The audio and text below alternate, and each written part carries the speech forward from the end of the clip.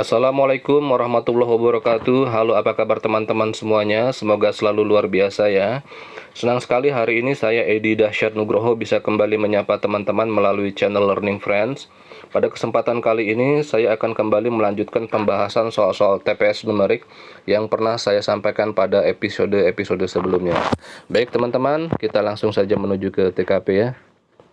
Untuk nomor 21, jika himpunan A punya anggota A, B, C, D, dan B punya anggota min 1, 0, 1, 2, maka himpunan pasangan berikut yang menyatakan fungsi dari A ke B. Oke, teman-teman bisa tulis lagi himpunan A dan B-nya seperti ini. Ini A, ini B ya. A punya anggota A, B, C, D, dan B punya anggota min 1, 0, 1, 2. Nah, definisi dari fungsi itu adalah tiap anggota A punya tepat satu anggota B. Jadi anggota A nggak boleh mendua ya. Oke, anggota A nggak boleh mendua. Nah, teman-teman bisa perhatikan dari option yang ada ya. Untuk A itu ternyata ada anggota A yang mendua. Siapa dia? Itu adalah si B. Jadi ini nggak boleh ini si B pindah ke lain hati dia ya. B ada punya dua anggota ya. Ada 2 sama min 1. Si B kita lihat, oh ternyata ada anggota A yang mendua, nggak boleh. Terlarang ini. Oke. Yang C kita amati, oh tidak ada ya. Berarti ini jawabannya ya. Cinta. Jadi kalau kita hubungkan himpunan A ke B di sini, ini A, min 1 ya, B, min 1, C juga min 1, dan D, min 1 seperti ini. Tidak mengapa, tidak masalah kalau anggota A punya jawaban yang sama pada himpunan B ya. Oke, next slide. Bilangan ganjil 7 angka yang dapat dibentuk dari semua angka 1, 2, 4, dan 8, di mana angka selain 1 muncul 2 kali. Oke, saya visualisasikan dulu teman-teman. Di sini ada 7 angka, saya bikin 7 kotak ya. 1, 2, 3, 4, 5, 6, 7. Karena dia bilang ini adalah angka ganjil, maka terakhirnya itu harus angka ganjil. Dalam kasus ini yang ganjil itu angka 1. Oke. Jadi ternyata tinggal sisa 6 kotak. Ya, 6 kotak ini kita isi dengan angka 2, 4, dan 8, di mana angka-angka itu muncul 2 kali. Jadi misalkan di sini 2, 2, 4, 4, 8, 8. Tapi ini bisa diacak lagi ya susunannya ya. Nah, berapa banyak cara untuk membentuk angka ganjil tersebut? Nah, teman-teman bisa gunakan permutasi n unsur yang mempunyai I1 unsur yang sama. Kelompok 1, lalu I2 unsur yang sama. Kelompok 2 dan seterusnya ya. Oke. Jadi di sini rumusnya adalah n faktorial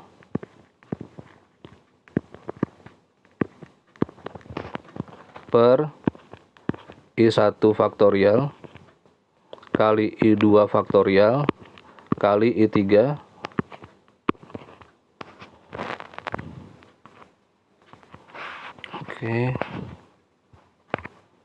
kali I3 faktorial ya teman-teman. Oke, ada permutasi 6 unsur, berarti 6 faktorial per angka 2 muncul 2 kali, berarti 2 faktorial. Angka 4 2 kali, 2 faktorial. Angka 8 juga 2 kali. Oke. Teman-teman bisa langsung kerjakan 6 faktorial, artinya 6 kali 5 kali 4 kali 3 kali 2 faktorial per 2 faktorial kali 2 faktorial kali 2 faktorial. Oke, dicoret 2 faktorialnya. 2 faktorial kali 2 faktorial itu 4. Oke. Habis. Tersisa 6 kali 5 kali 3. How much? 90 ya, 90. Oke. Ketemu ya jawabannya ya.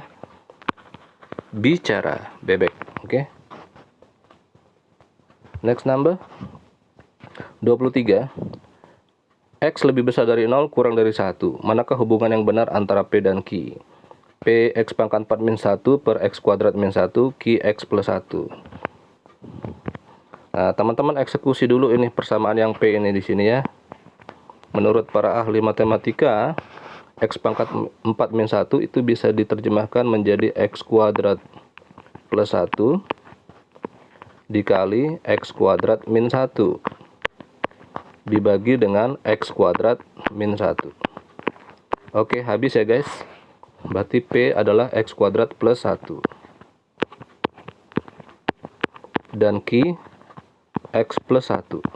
Lalu teman-teman masukkan nilai X lebih besar dari 0 kurang dari 1. Misalkan ambil X nya setengah ya. Kita ambil sampel X nya sama dengan setengah. Berarti untuk yang P kita peroleh setengah pangkat 2 seperempat, seperempat tambah 1, 1 per 4. Kalau ini kita masukin setengah, berarti Q kita peroleh ya 1 seperdua. Berarti dengan demikian kesimpulannya nilai Q more than nilai P. Oke. So the answer is bebek. Oke. Next number. 24. Segi 5 ABCDE terbentuk dari dua segitiga siku-siku. Ya, kita langsung masukin aja datanya. AB-nya 18 ya, teman-teman. AB 18. Luas ADE 21. Oke, ini luasnya 21. Oke. Nah, berapakah jarak D dari AB? Nah, ini yang ditanya, D dari AB atau tinggi segitiga ADB. Ini berapa ya? Katakanlah X. Nah, putuskanlah apa pernyataan 1 dan 2 cukup untuk menjawab pertanyaan tersebut. AC-nya 10. Ya. Kita lihat AC, kita bikin 10 di sini. Oke. Nah, kalau AC 10, AB 18, teman-teman bisa peroleh BC. BC kita pakai Pitagoras karena ini segitiga siku-siku ya. ABC segitiga siku-siku di C. Ini pakai akar 18 kuadrat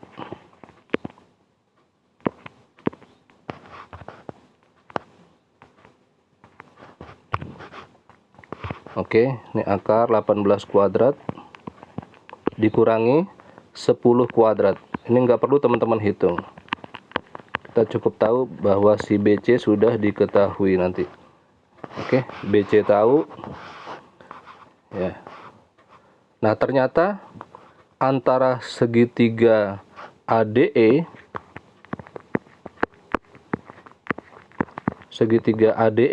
dengan yang lain itu tidak punya hubungan ya.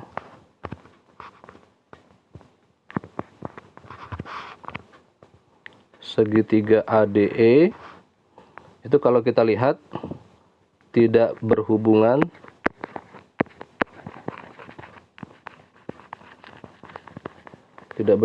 secara data dengan segitiga ABC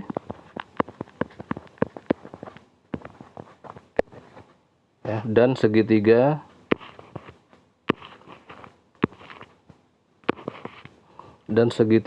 ADB, sehingga data luas segitiga ADE yang 21 ini tidak bisa menjawab si DX. Jadi D ke AB tidak bisa terjawab, tidak bisa dihitung ya. Oke. Nah, kemudian statement 2, BE sama dengan 14. Kita bikin di sini. Ya, saya coba gambar lagi. Ini siku-siku di sini ya, teman-teman. Ini tadi D, ini X, E, ini A. Oke, ini 21 tadi ya. Oke, 21. Nah, di sini BE-nya dia sebutkan, ini BE. BE-nya itu 14, teman-teman ya. BE-nya 14. AB-nya sudah tahu tadi, AB-nya 18. Nah, kalau AB tahu, BE tahu, berarti AE-nya tahu. AE-nya tahu ya.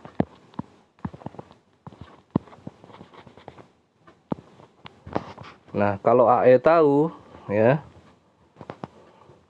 Nah, AE-nya tahu berarti nanti luas segitiga ADE tahu ya. Luas segitiga ADE tahu, dan luas segitiga ABD bisa kita cari pakai luas segitiga ADB itu sama dengan luas segitiga ADE kita kurangi dengan luas segitiga ya luas segitiga ABE maksudnya ya. Di sini luas segitiga ABE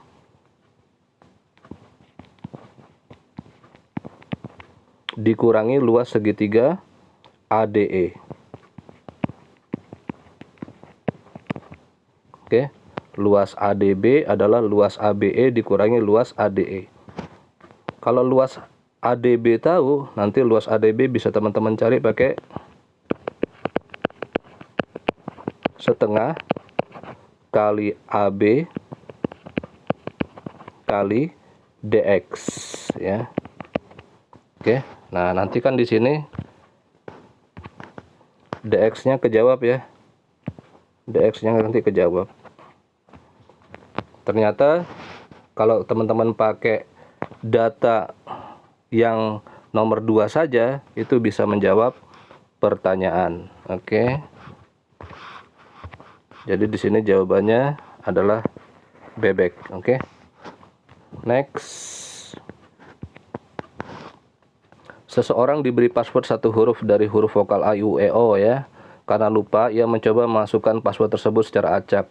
Peluang orang tersebut gagal memasukkan password 3 kali berturut-turut adalah. Oke, ini saya pisahkan antara keberhasilannya dengan kegagalannya ya, berhasil sama gagal. Untuk kesempatan pertama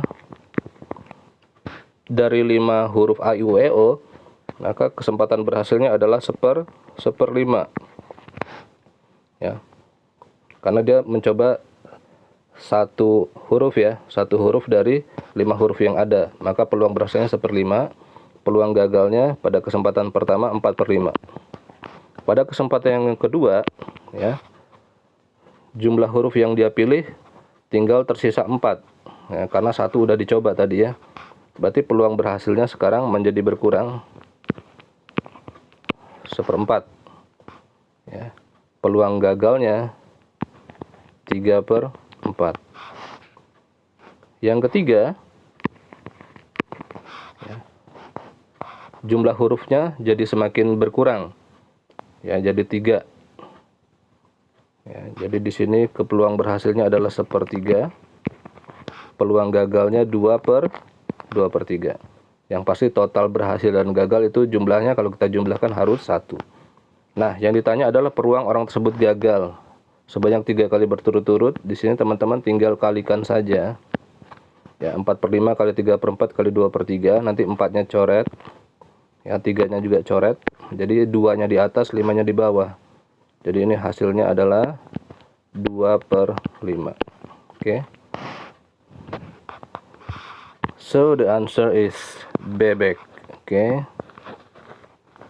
Understand? Very good. 26. Harga 1 kilo kentang lebih tinggi 8.000 dari harga 1 kilo timun. Jika harga 1 kilo kentang dan 1 kilo timun adalah X, maka 1 kilo timun itu berapa? Ini kita buat persamaan matematikanya.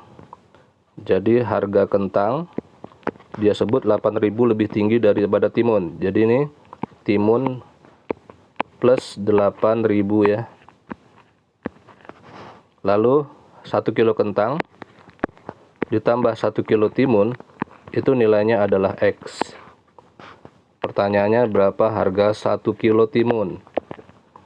Nah, teman-teman bisa substitusi nilai K yang di atas ke persamaan yang di bawah. Dimasukkan ke sini ya.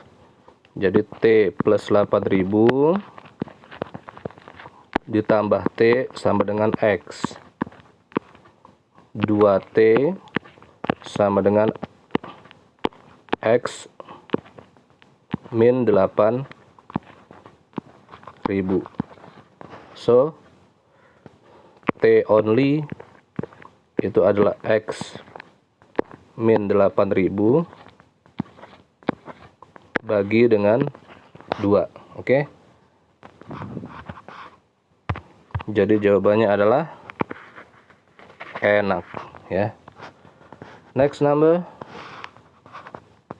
Pada persegi ABCD berikut, AE sama dengan EF ya, nih AE sama dengan EF sama dengan FB, ini kurang B ya teman-teman, sama dengan FB ya, sama dengan AG ya, sama dengan GH, sama dengan HD. Oke, rasio antara luas daerah yang tidak diarsir dengan daerah yang diarsir. Oke, teman-teman bisa gambarkan beberapa persegi lagi dalam segitiga besar ini kalau kita minta bantuan seperti ini. Oke, jelas ini ya. Tuh ada 6 persegi ya, dimana yang tidak diarsir ada 3 kotak, yang diarsir ada 1, 2, 3, 4, 5, 6, ada 6 kotak. Berarti perbandingannya antara yang tidak diarsir itu ada 3 kotak dibandingkan dengan yang diarsir 6 kotak. 3/6 alias 1/2 ya. Ternyata cukup mudah ya caranya teman-teman ya. Kita minta bantuan kotak-kotak persegi yang lebih kecil lagi. Cinta jawabannya ya, 1/2. Next, 28. Di samping ini disajikan grafik rasio ekspor terhadap impor perusahaan A dan B selama periode 2012 sampai 2015 ya. Manakah di antara pernyataan berikut yang benar tentang grafik tersebut? Pada periode 2013 sampai 2014, nilai impor perusahaan A naik dan B nilai impornya turun.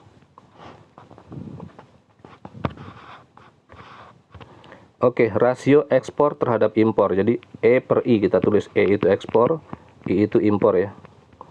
Nilai E per I itu kita sebut naik ya, ketika E-nya naik dan I-nya turun. Ekspornya naik dan impornya turun. Kalau E per I itu turun, artinya nilai ekspornya ya turun, tetapi nilai impornya naik. Nah, kita analisa 2013 sampai 2014 ya. Nah, untuk perusahaan A 2013 sampai 2014, E per I-nya turun, rasionya turun nih. Dari 1,2 menuju 0,9. Kalau E per I-nya turun, berarti nilai impornya si A ya, nilai impor A itu naik ya, nilai impor A naik. Dan perusahaan B itu E per I-nya naik. Kita lihat di sini E per I-nya naik. Berarti dengan demikian kalau dia naik, nilai impor perusahaan B turun. Kita lihat analisa nomor 1 ya, sesuai ya. Berarti benar. Pada 2013, jika jumlah ekspor A dan B sama, maka jumlah impor B lebih besar daripada si A. 2013 ya teman-teman. Kita lihat si A banding B-nya.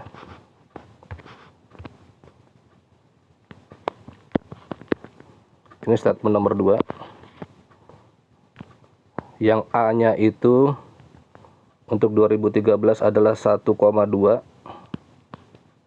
Saya tulis dengan 12/10 ya.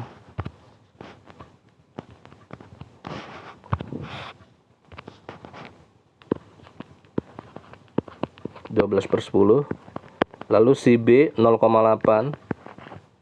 Teman-teman bisa tulis jadi 8/10. Yang atas itu nilai ekspor, yang bawah nilai impor. Nah, kalau teman-teman bikin nilai ekspornya sama, berarti kita cari KPK dari 12 dan 8. Jadi persamaannya atau rasionya teman-teman bisa bikin ya, yang atas KPK dari 12 dan 8 itu 24. Berarti 24/20 ya.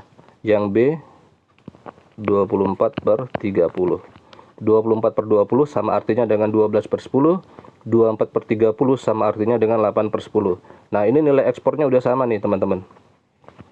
Nah, ternyata ketika nilai ekspornya sama, nilai impor perusahaan B itu lebih besar. Oke, benar ini berarti ya teman-teman ya.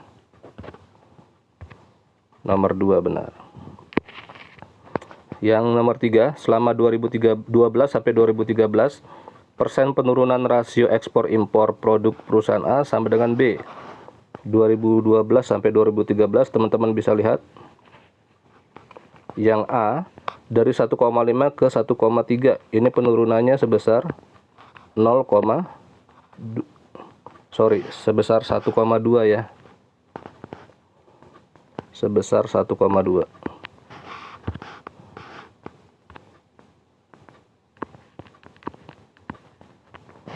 Dan perusahaan B dari 1,1 ke 0,8. Ini 1,3 ya, maaf. 1,3.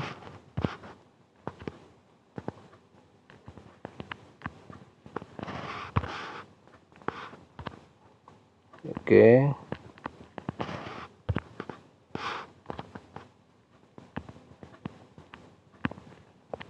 Nah, untuk perusahaan B 1,1 ke 0,8 ini juga selisihnya 1,3. Ternyata penurunannya sama ya teman-teman ya. Jadi nomor 3 ini benar juga. Yang nomor 4, pada tahun 2015 perusahaan A mengimpor dan mengekspor produk dalam nilai yang, ini saya perjelas ya, dalam nilai yang sama. Oke, kita lihat pada 2015 teman-teman ya, perusahaan A berarti yang biru ya, ini E per I nya itu 1. Kalau E per I 1 berarti nilai ekspornya sama dengan nilai impornya. Oke. Nah, nanti teman-teman bisa ulang lagi videonya sampai teman-teman paham ya. Next 29. Jika A pangkat B sama dengan 2 pangkat 20 min 2 pangkat 19, berapakah nilai A tambah B? Nah, teman-teman bisa manipulasi yang A pangkat B. Jadi A pangkat B ya, 2 pangkat 20 itu sama artinya dengan 2 pangkat 19 dikali 2. Oke, dikali 2 pangkat 1 dikurangi 2 pangkat 19. Nah, kalau kita misalkan 2 pangkat 19 dengan X, berarti A pangkat B sama dengan 2X dikurangi 2 pangkat 19 itu X ya. 2X kurangi X berarti X. A pangkat B sama dengan X. Siapa X tadi? X tadi yaitu 2 pangkat 19. Jadi di sini A-nya sama dengan 2 ya.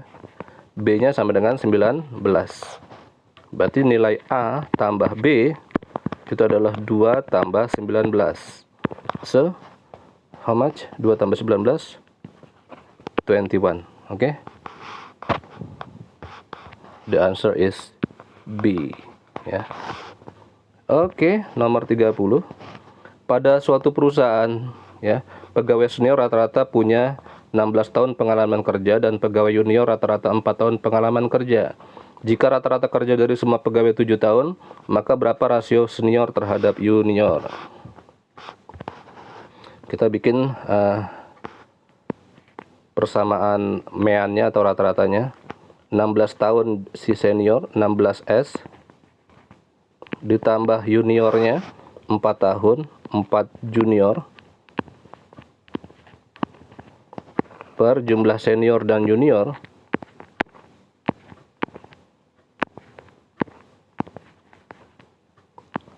itu rata-ratanya adalah 7 tahun. Oke, kita eksekusi. Jadi 16S tambah 4J sama dengan kali silang 7S ditambah 7J. Oke. Nah, 16S kurangi 7S berapa teman-teman? 9 ya.